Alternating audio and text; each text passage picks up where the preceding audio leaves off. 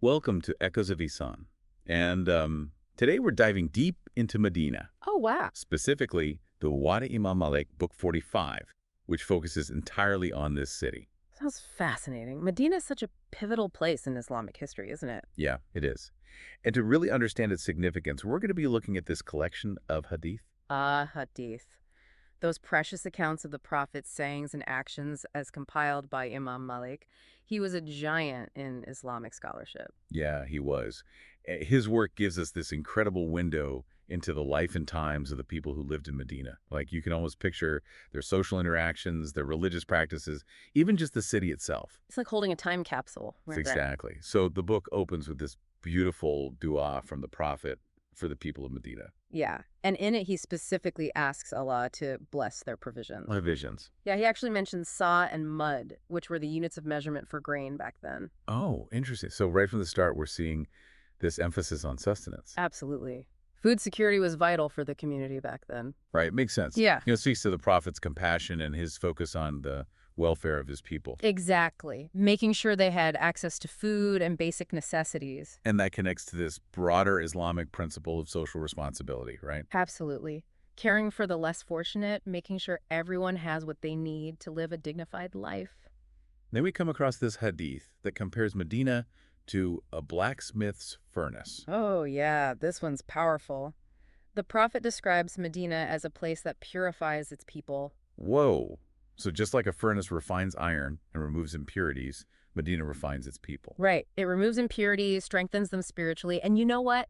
Our environment actually has a huge impact on our development. Like the people we're around, the values we're exposed to, all contribute to who we become. Exactly. And there's this story, right, about the Bedouin who wanted to leave Medina. Because of the hardship he was facing. Yeah, but the Prophet advised him to stay, emphasizing the rewards of enduring those challenges. Powerful. Yeah. It's like those difficult circumstances could actually lead to the greatest spiritual growth. Right. And especially in Medina, with the Prophet's presence and the blessings associated with it. It's almost like a reminder that sometimes you have to go through tough times to come out stronger. Exactly. Like a plant that faces harsh winds ends up with the deepest roots. But then we come across another hadith that seems to contradict this. What's that? It states that those who leave Medina, preferring other places, will be replaced by someone better in the eyes of Allah. That is interesting. It might seem like a contradiction, but it's about intention.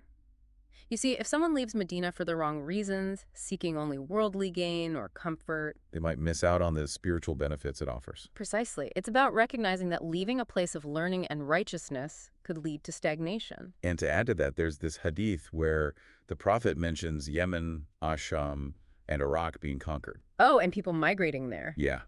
But he clearly states that staying in Medina would have been better. Right, so why do you think that is? Well, I think it's because Medina was more than just a place. It was about being immersed in an environment that fostered spiritual growth. It's like proximity to the Prophet's mosque, the community, the constant flow of knowledge and wisdom. Medina had a special spiritual energy. Right. To leave that would be to miss out on a huge opportunity. Exactly.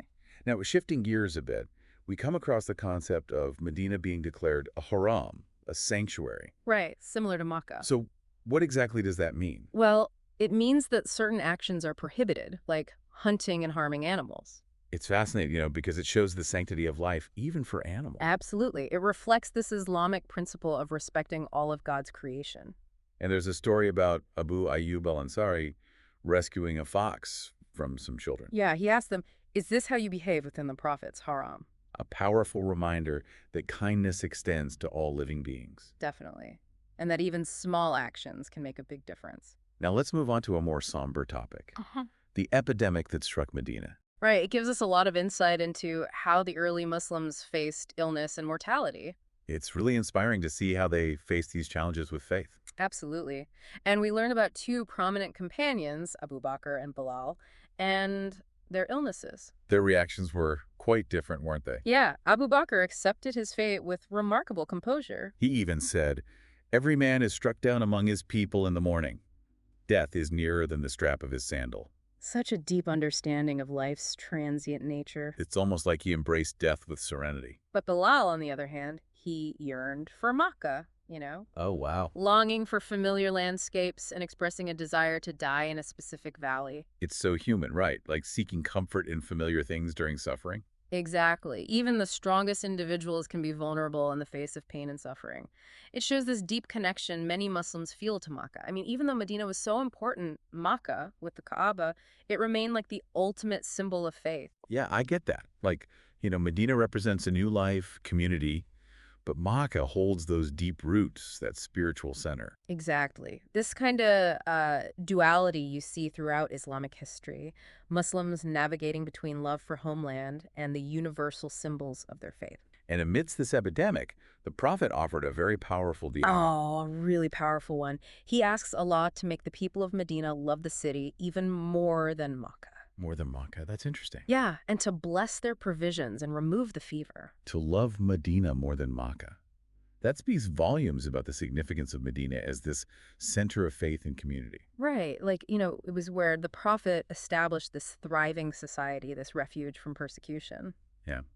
It's a testament to the Prophet's love for Medina and wanting its people to feel that deep sense of belonging. Like nurturing a sapling, carefully tending to it so it grows strong. This sense of belonging in Medina is a theme that keeps coming up in the narrations. Absolutely. It's not just the buildings, right? It's about the spirit of the place. Okay, now let's look at this next part. Go on. It says that two religions cannot coexist in the Arabian Peninsula. Yeah, this is a complex one. We need to look at the historical context, a time of upheaval when the Muslim community was still establishing itself.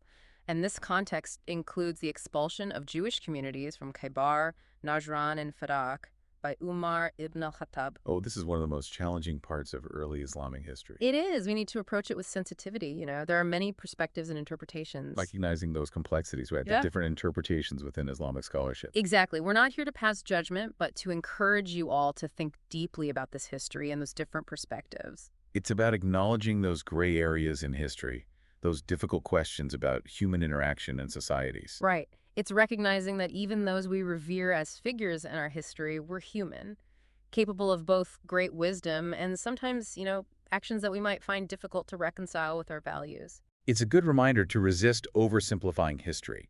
Embracing that complexity makes it more real. And learning from it all, drawing wisdom from both the good and the bad.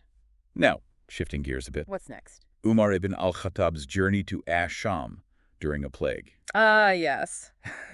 Umar's decision to turn back when he learns about the plague raises questions about trusting in Allah's decree versus taking practical measures. And this conversation between Umar and Abu Ubaidah about fleeing from the decree of Allah. Right, it's very thought-provoking. Like, does turning back show a lack of trust?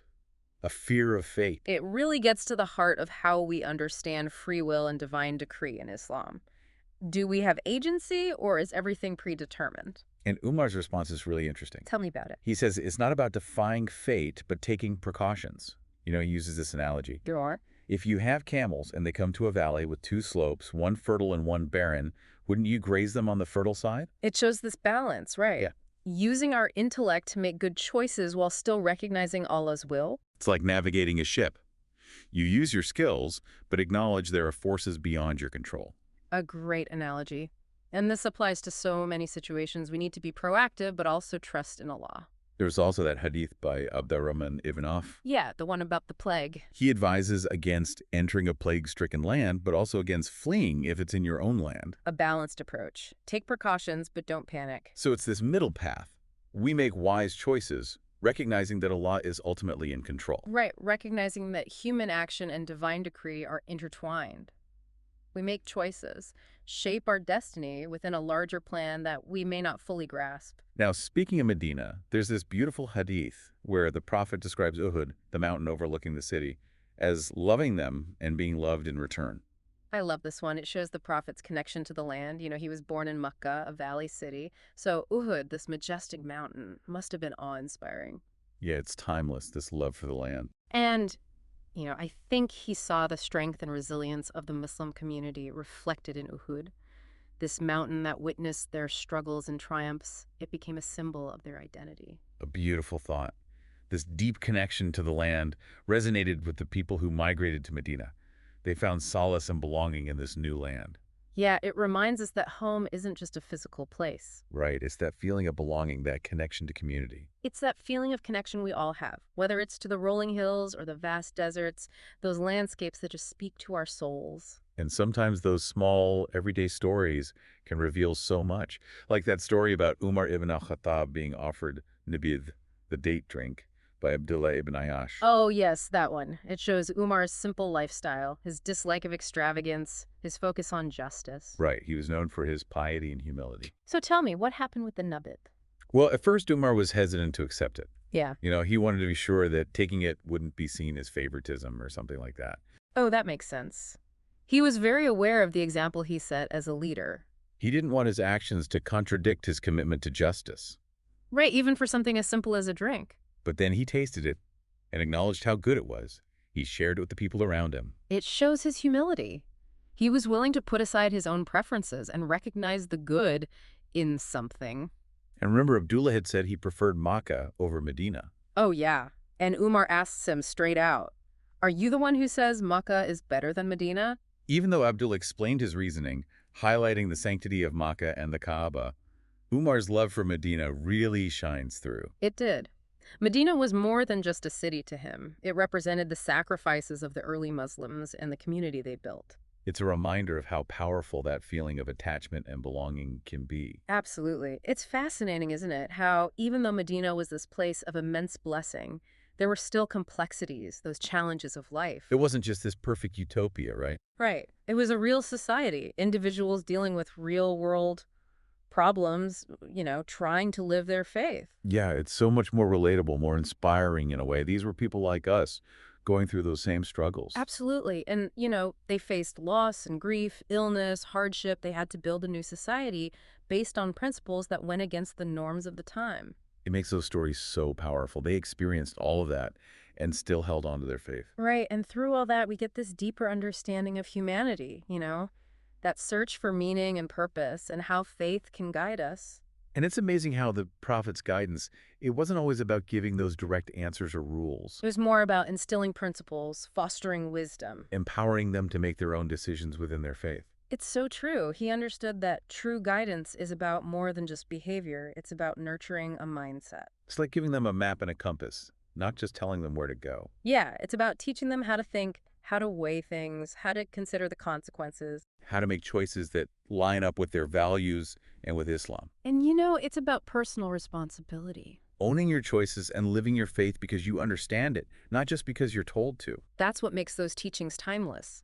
Even today, our challenges are different, but we still need those tools. For sure, critical thinking, trusting in Allah, seeking knowledge, making those tough judgments. Tools we can all benefit from. They really transcend any specific religion. A universal need for guidance in this complex life. This deep dive into Muwatta Imam Malik has been truly eye-opening. Those glimpses into the lives of the Prophet and his companions, it's just inspiring. We've seen the blessings and challenges of Medina, those sacred spaces, A resilient community. and those timeless lessons in those stories. It reminds us that history, it's not just events, it's about those individual lives and journeys. And those stories, they hold such wisdom and guidance for us today. Like the Prophet's dua for Medina, asking for blessings in their provisions. Reminds us to seek those blessings in our own lives, especially for our sustenance. That our well-being comes from Allah, and it's something we should cherish and share. And the hadith about the blacksmith's furnace, it's a reminder to pay attention to our environment, how it shapes us. To surround ourselves with what helps us grow. And the story of that Bedouin wanting to leave. It's a lesson in patience, in trusting that Allah has a plan even when things are tough. Our challenges can actually lead us to grow. And Medina being a haram, a sanctuary, It highlights the respect for all life. creating peace and harmony in our communities. And even the epidemic, that shows us how to face adversity with faith. Balancing that trust in Allah with taking those practical steps. Life has its ups and downs, and our faith can be a source of strength. And even though the expulsion of those Jewish communities is a difficult topic, It makes us look at history critically, think about those different interpretations. be open to different perspectives and acknowledge how complex it all is. And that story about Umar and the Nabid, it's just a small interaction. But it shows us those deeper values, like humility and generosity. Our daily lives, they're filled with those opportunities to learn and grow. It's amazing how rich Islamic tradition is, those connections between faith, history, and how we actually live. These narrations aren't just about the past, they offer us wisdom to live better lives in the present. And so we encourage you to keep exploring the Muwatta Imam Malik. Dive into those stories, see what resonates with you. Learning is a journey, and each story we hear, it adds to our understanding of ourselves, our faith, and our place in this world. Absolutely. May this deep dive inspire you to keep seeking knowledge and allow the wisdom of Islam to guide your path. And with that, we'll say goodbye for now. May peace and blessings be upon you all.